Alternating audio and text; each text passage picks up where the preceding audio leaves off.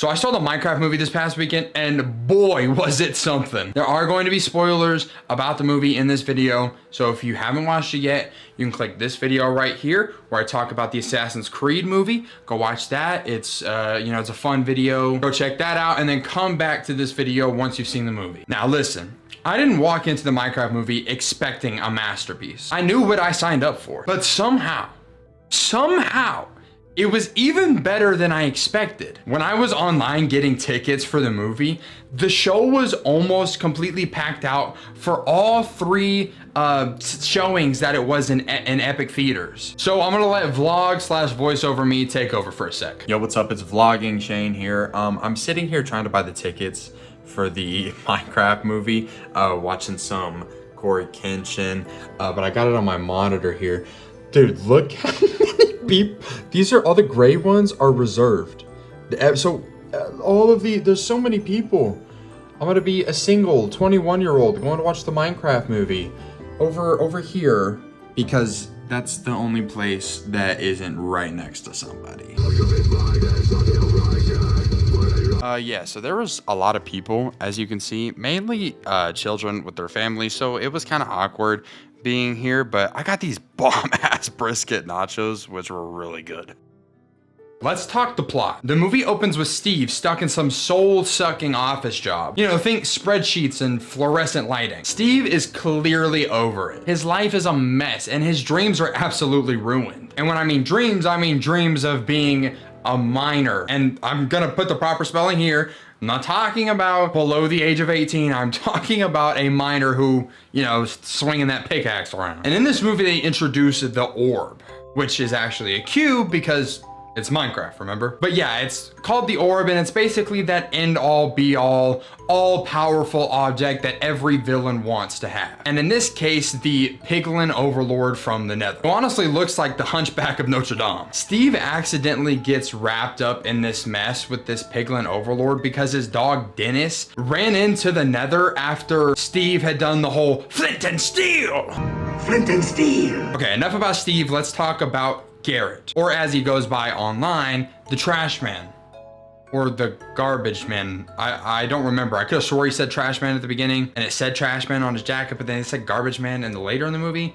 I don't know. This character is played by Jason Momoa, and Garrett is a washed up ex-gamer who cannot let go of his past. He ends up buying a random storage unit, which just happens to have everything from Steve's house. So I guess Steve's house got repoed, which I mean, kind of makes sense considering he's stuck in the Nether and hasn't really had time to pay rent. Garrett's character arc is basically just, I used to be cool, and now I'm not.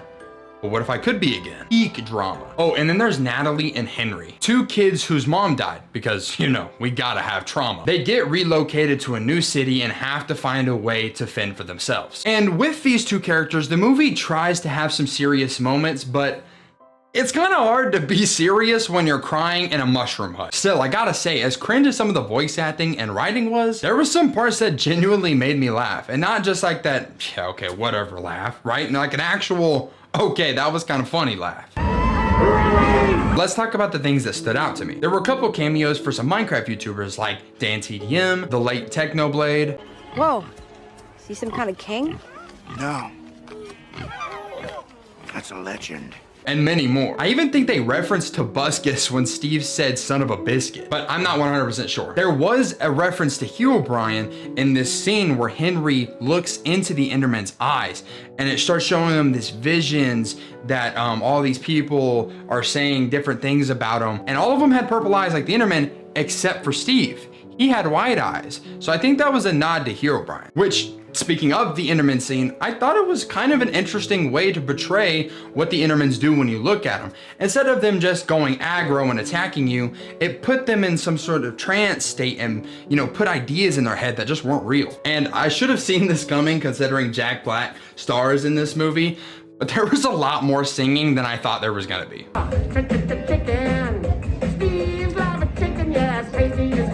Also, I've been seeing some stuff online where people would stand up and yell and like clap like it's the end game whenever Steve would say like chicken jockey or whatever, right? But unfortunately, my theater was not that cool. There were a lot of people there, but they just weren't really vibing like that, I guess. There was also a post-credit scene where Alex was in Steve's old house, and I thought that was pretty cool. Maybe that's leaving room for a sequel, which makes sense because the movie made $165 million the opening weekend at box office. Now let's get real for a sec. A lot of people hated on the Minecraft movie because of the trailer. When I say some people, I do include myself. But then the closer we got to the movie and the more things they started releasing about it, kind of made me like the movie more and more. And I started to get more excited the closer we got to the release date. And when that happened, I saw a video of Jack Black talking about the hate and the backlash that the Minecraft movie was getting because of the trailer. Now, I'm gonna show you this video, but dude, it kind of put some stuff into perspective for me. I mean, I was surprised because I loved the trailer. I was like, oh, this is gonna go over great. And you know, there's always so many people that are sensitive to everything you put out there. But I love the movie, but now I'm like, I don't know, let's see what everyone else thinks because I don't trust myself anymore. This made me realize a lot of us took it way too seriously. We forgot the fact that this was made for kids. It wasn't made to be the greatest or most accurate thing ever.